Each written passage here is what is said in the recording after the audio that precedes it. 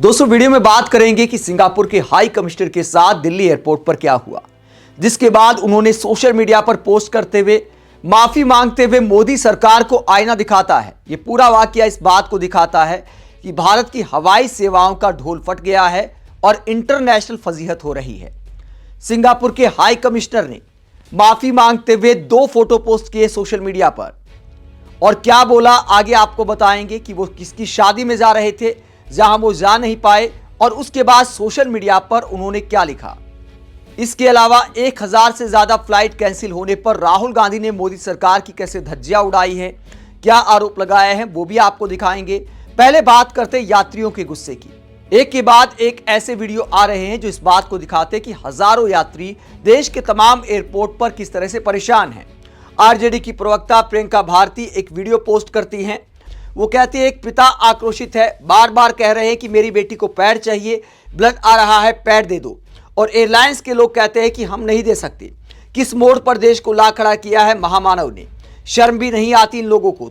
तो पीएम मोदी पर कटाक्ष करते हुए प्रियंका भारती ने यह वीडियो शेयर किया है जिसमें कैसे गुस्सा करता है एक पिता, जरा देखिए।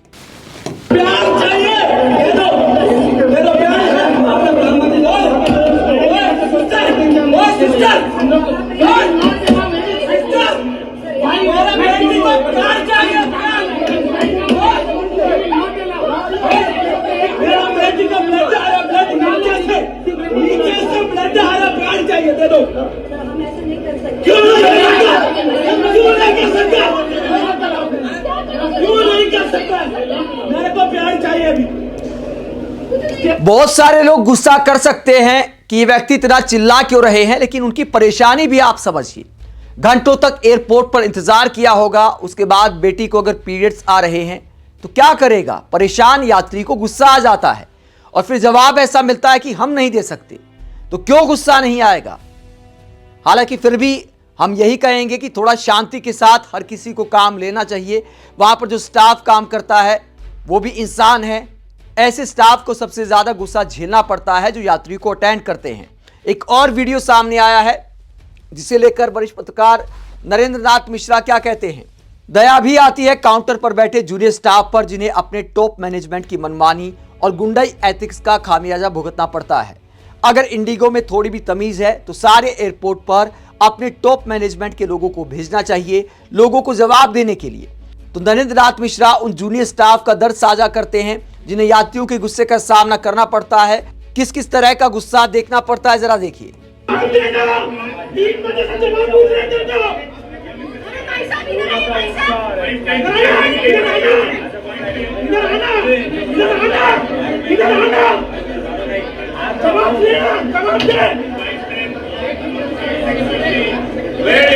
एक के बाद एक यात्री गुस्सा कर रहे हैं, एक आध के मुंह से गाली तक निकल जाती है।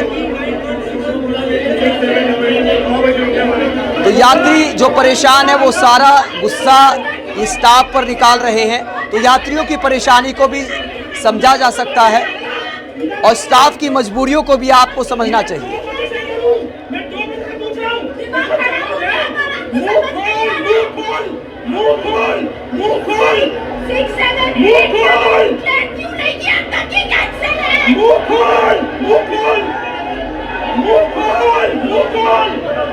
तो यात्री चिल्लाते हैं कि मुंह खोल, लेकिन स्टाफ के पास कोई जवाब नहीं है क्योंकि एयरलाइंस की गलती है, इसीलिए माफी भी मांगी है एयरलाइंस ने।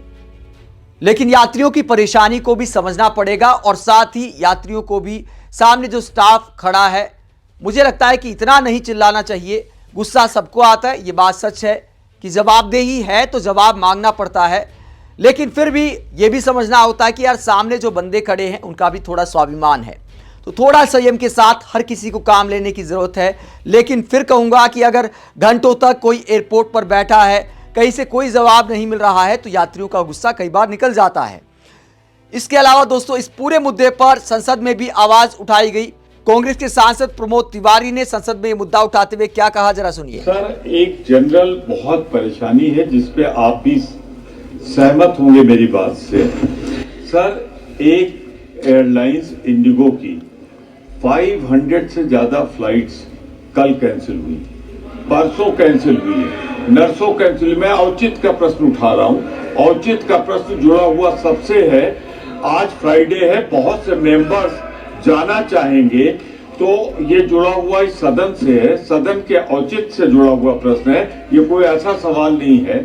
सीधी सी बात मेरी एक है कि फ्राइडे को बहुत से शेड्यूल लोगों ने ले रखे हैं। हमारे मेंबर्स जाएंगे, मंडे को लौटेंगे, संडे को लौटेंगे। इस समय एक फ्लाइट को पूरी तरीके से मोनोपोली कर देने की वजह से ये समस्या उठी है। मैं सिर्फ आपसे एक आग्रह करूंगा कि आप मिनिस्टर कंसर्न जो है, जिन्होंने जो रूल बनाए जिसकी वजह से ये कठिनाई हो रही है, अवगत करा दें सदन को कि समस्या का समाधान कब तक हो जाएगा। क्या सरकार कोई प्रयास कर रही? मैं कोई ऐसा प्रश्न नहीं उठा रहा हूं जिसमें कोई असुविधा हो किसी को, और ये सीधे सदन के सदस्यों से जुड़ा हुआ है। तो प्रमोद तिवारी सवाल उठाते हैं कि एक के बाद एक फ्लाइट कैंसिल हो रही है, इंडिगो की मोनोपोली हो गई है। इसका असर यह है कि यात्रियों की परेशानी को इंडिगो समझने को तैयार नहीं है। यही बात राहुल गांधी ने भी उठाई है। पहले भी उन्होंने मोदी सरकार पर उद्योग जगत में मोनोपोली लाने का आरोप लगाया था। राहुल गांधी अब क्या कहते हैं, जब एक के बाद एक एयरपोर्ट से ऐसे वीडियो सामने आ रहे हैं जो यात्रियों की परेशानी को दिखाते हैं, तो राहुल गांधी कहते हैं इंडिगो की यह अव्यवस्था इस सरकार के मोनोपोली मॉडल की कीमत है। एक बार फिर इसकी मार आम भारतीयों पर पड़ी है। देरी, कैंसिलेशन और पूरी तरह बेबसी के रूप में भारत को हर सेक्टर में निष्पक्ष प्रतिस्पर्धा चाहिए, ना कि मैच फिक्सिंग वाली मोनोपोली। तो राहुल गांधी आरोप लगाते हैं कि मोनोपोली वाले मॉडल का नतीजा है एक कंपनी पर हवाई यात्राएं ज्यादा डिपेंड हो गई हैं, तो वो कंपनी अपनी मनमानी कर रही है। ये कांग्रेस नेताओं का आरोप है। दोस्तों, इस पूरे मामले में इंटरनेशनल लेवल पर भी भारी फजीहत हो रही है। क्या मोदी सरकार जागेगी? सिंगापुर के हाई कमिश्नर के साथ क्या हुआ? सिंगापुर के हाई कमिश्नर साइमन वोंग बड़ा दिल दिखाते हुए अपने स्टाफ की शादी में जा रहे थे, और उन्होंने क्या लिखा है सोशल मीडिया पर। उन्होंने दिल्ली एयरपोर्ट पर जो हुआ उसकी पूरी कहानी सोशल मीडिया पर बताई है। सिंगापुर के दूतावास ने यह पोस्ट किया, और इसमें सिंगापुर के हाई कमिश्नर साइमन वोंग की तरफ से क्या लिखा गया। उन्होंने एक फोटो ये दिखाई है जिसमें बताया गया है कि आपकी फ्लाइट कैंसिल हो गई है। इंडिगो की फ्लाइट थी उनकी, और ये कैंसिल हो गई। वो कहाँ जा रहे थे? उन्होंने बताया कि मैं देवघर जा रहा हूँ। ये शादी के घर की तस्वीर है, जहाँ एक स्टाफ की शादी थी, तो वहाँ पर वो जा रहे थे। अपने स्टाफ के परिवार का मान सम्मान रखते हुए देवघर जा रहे थे शादी में। तो ये भी उनका बड़प्पन है। वो लिखते हैं कि मैं भी उन हजारों यात्रियों में शामिल हो गया हूं जो इंडिगो की वजह से फंस गए हैं। मेरी देवघर जाने वाली फ्लाइट कैंसिल कर दी गई है। मेरे युवा स्टाफ को जो अपनी शादी में मेरा इंतजार कर रहा है, मैं दिल से माफी चाहता हूं। मेरे पास शब्द नहीं है। High commissioner Wong. तो सिंगापुर के हाई कमिश्नर उच्चायुक्त कहते हैं कि मेरे पास शब्द नहीं है कि मैं कैसा महसूस करता हूं, और अपने स्टाफ से माफी मांगी है जिनकी शादी में देवघर जा रहे थे सिंगापुर के हाई कमिश्नर। तो इंटरनेशनल लेवल पर भारत की हवाई सेवाओं की पोल खुल गई है और भारी फजीहत का सामना करना पड़ रहा है।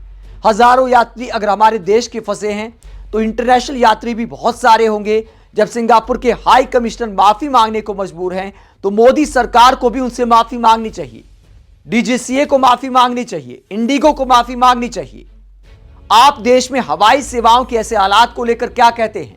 जहां पीएम मोदी दावा करते थे कि हवाई चप्पल पहनने वाले को हवाई जहाज में बिठा दूंगा, अब हालात ये हो गए हैं कि अगर रेलवे की बात करें तो वहां किराया महंगा हो गया है। AC3 का किराया हवाई यात्राओं के समान हो गया है।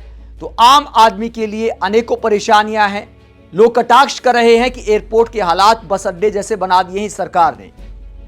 आप क्या सोचते हैं? कमेंट बॉक्स में अपनी राय जरूर दें। साथ ही चैनल को सब्सक्राइब भी करें। नमस्कार।